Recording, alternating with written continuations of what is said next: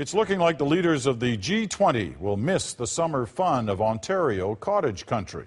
The town of Huntsville may be too small for the big summit, and there are reports tonight that it could be moved to Toronto instead.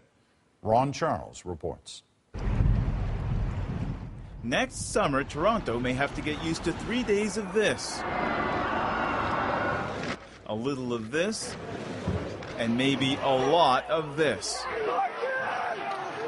CBC has learned Federal Finance Minister Jim Flaherty is pushing for the meeting of the G20 leaders to move from Huntsville to the Greater Toronto area.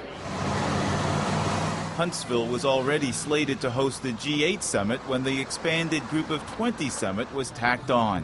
But the cottage country community may not be able to handle an additional 12 world leaders and their large delegations.